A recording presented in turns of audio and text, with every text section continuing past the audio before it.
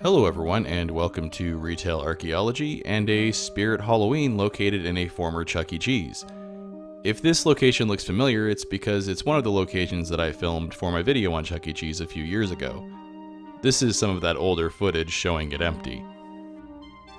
I like the time of year when Spirit Halloween stores start opening because it gives me a chance to explore some places that have closed since I've done videos on them.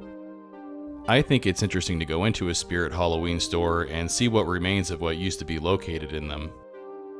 This is the first time I've seen a Spirit Halloween go into an old Chuck E. Cheese, so I figured this would be the most interesting one to check out this year. The first thing I noticed when I walked in was how dark it was. I think this is the darkest Spirit Halloween I've ever been in, and that's actually a good thing. It was really adding to the Halloween mood. Spirit Halloween does a theme every year, and this year's theme is Spirit Hallow Cemetery, and the centerpiece here is called Jack's Mausoleum. Let's take a walk through Jack's Mausoleum and check out all the different animatronics, and I'll shut up here for a minute so that you can hear all of them.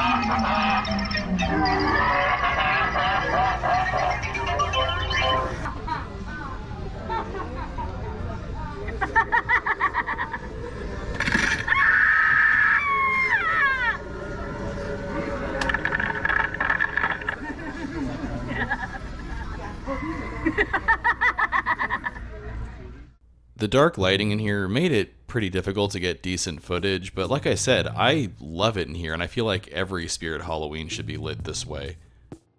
There were brighter sections of the store, like where these Five Nights at Freddy's costumes are, and I was surprised that this is all that they had when there's a movie coming out soon. But speaking of Five Nights at Freddy's, back here is also where the old Chuck E. Cheese stage was. And they are using it for animatronics, which is awesome. There used to be a Chuck E. Cheese up on that stage, and now there's a Grim Reaper. Let's go take a closer look at the stage and what they've put on it. Don't be afraid. Your time has come. Join me now and forever. We will own the night.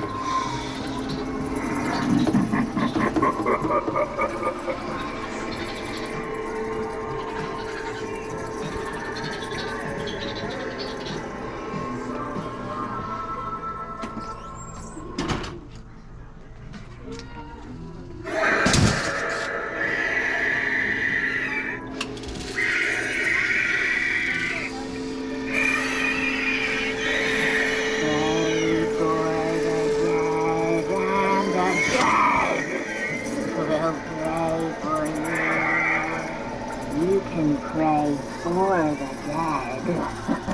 Knock if you dare. The dead will pray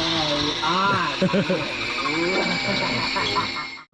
And here's a closer look at the boxes for the old stage lights, and then you can see the railings here for the curtains. Now that we've looked at all the animatronic things throughout the store, let's take a look at everything else in here. If you missed it on the sign when we first walked in the door, this year is Spirit's 40th anniversary, and they've grown quite a bit over the last 40 years. This year they're operating 1,500 stores across the United States and Canada. I do always like to check out the animal skeletons just to laugh at how anatomically incorrect a lot of them are, but I don't think I've seen the death moth or the skeleton key before. It does seem like merchandise varies a little bit though from store to store. There's some other ones up here too. They look like fish people. I haven't ever seen these skeletons before, but they're pretty cool. These larger animal skulls here on the end are kind of funny because there's a lot of people in the Phoenix area that have real ones in their front yards as landscape decor. I just saw these Beetlejuice plushies at a Spencer Gifts the other day, and if you weren't aware, the reason for that is that Spirit Halloween is owned by Spencer Gifts. There's a sequel to Beetlejuice coming out next year, so I'm sure we'll see a lot of new Beetlejuice merchandise in Spirit Halloween stores next year as well. I think the Sandworm plushie was probably my favorite. That thing is just kind of adorable. Here's the Ouija board section, and you would be surprised how many comments I get every time I cover a Spirit Halloween and show this stuff from people saying that Spirit Halloween is an evil store for selling this stuff. So of course I'm going to show it again so I can get more comments on the video. It's not hard to find the rubber mask section because you can smell the rubber mask section from across the store. And to be honest though, I am jealous of the fake weapons and things that you can get now. When I was a kid, we didn't have that great of a selection of knives and things like that on Halloween. I don't remember seeing jugs of fake blood either. The only thing we could get that I remember was like little travel-sized toothpaste tubes of fake blood. When I was a kid, my friends and I could have had a lot of fun with jugs of fake blood. Even though Spirit Halloween has been around for 40 years now, I don't really remember them being around my area when I was a kid. I don't remember seeing Spirit Halloweens in the Phoenix area till I was in my mid-20s maybe. When I was a kid, we just had Party City's Halloween selection and then the stuff at the grocery store. These X-Men costumes are pretty great because they look like the X-Men from the 90s cartoon. That's awesome.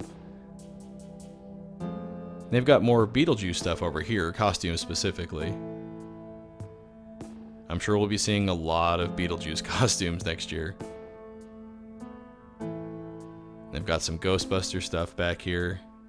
It's really interesting how much of Halloween has become nostalgia driven. The Bert and Ernie sweater costumes, those are fantastic. I've never seen those before, but those are pretty cool. Of course, you gotta have SpongeBob. And then they had a large Scooby-Doo section. Is there a Scooby-Doo movie coming out that I'm not aware of? I don't remember them having this much Scooby-Doo stuff last year. That looks kind of like Scrappy-Doo, but we all know nobody really likes Scrappy-Doo.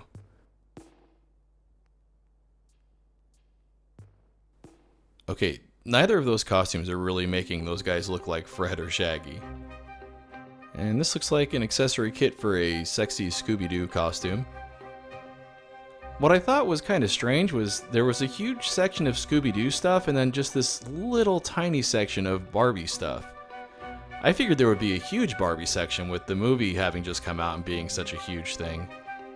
But yeah, there's just this one little strip of Barbie stuff. Here's more examples of Halloween becoming nostalgia driven. They've got a Buddy the Elf costume from a 20-year-old movie. You've got Pedro from Napoleon Dynamite, that's almost 20 years old, and then a Clueless costume, that movie's gotta be getting close to 30 years old. And then they've got a Bob's Burgers costume, and I do not sound like Bob from Bob's Burgers. I sound like Archer. I think this might have been the strangest costume accessory I saw. It's a fake security scanner, and I don't know how much of a good idea it is to have people look like fake security guards. That seems like a bad idea. Something else interesting on this aisle is the carpet. If you take a look at it, you can tell that that is from the old Chuck E. Cheese that was here. I think they had like a play place over in this area with the crayon carpet. Stuff like that carpet is why I like poking around Spirit Halloween stores, though. You get to look at Halloween stuff and the corpse of a store. Here's a couple of Fortnite costumes. I was surprised how small the Fortnite stuff was. It's just this little end cap now. And of course, while I'm at Spirit, I have to check out the Dead Baby selection, and it seems like this is growing more and more every year. There's so many different types of zombie babies, and I think this is new. I've never seen the zombie baby cradle before. They're really going all out in the Dead Baby department. I saw these white caps down here, and I know they're supposed to be some sort of naval hats or something, but my first thought was that this would be perfect for an L. Ron Hubbard costume. I'm not sure what's mystical about any of this stuff over here, but that shadow box would have been neat if the bugs looked more realistic. But what I do think looks really neat, but doesn't look realistic, is this vaporwave tarantula. Unfortunately, that one's got a leg broken off there, but they do have several that are not broken, and I kind of regret not buying one of these. I actually think this is a really cool piece of Halloween decor. I don't know if this even has to be Halloween decor. I think vaporwave tarantula can stay out year-round. I think overall this might be the most aesthetically pleasing Spirit Halloween store I've ever been in. I think the fact that it's in an old dead Chuck E. Cheese is perfect. I think this is where we'll wrap up our look at Spirit Halloween and the corpse of a Chuck E. Cheese pizza. I don't know if I'll see another Spirit Halloween as awesome as this one. Are there Spirit Halloween stores in any really interesting places near where you live? I'd love to know down in the comments below. They really need to put one more animatronic that jump scares you when you're leaving through this dark exit. As always, everyone, thanks for watching. Want to see your name here? Head on over to patreon.com/retailarchaeology to find out how you can help support the channel. Hey everyone, thanks for checking out the corpse of a Chuck E. Cheese with me. If you enjoyed it, please make sure to hit those like and subscribe buttons, and also make sure to follow at the social media links down there because that's the best way to keep up with what's going on with the channel. And yeah, I think I'm gonna go back for the vaporwave tarantula.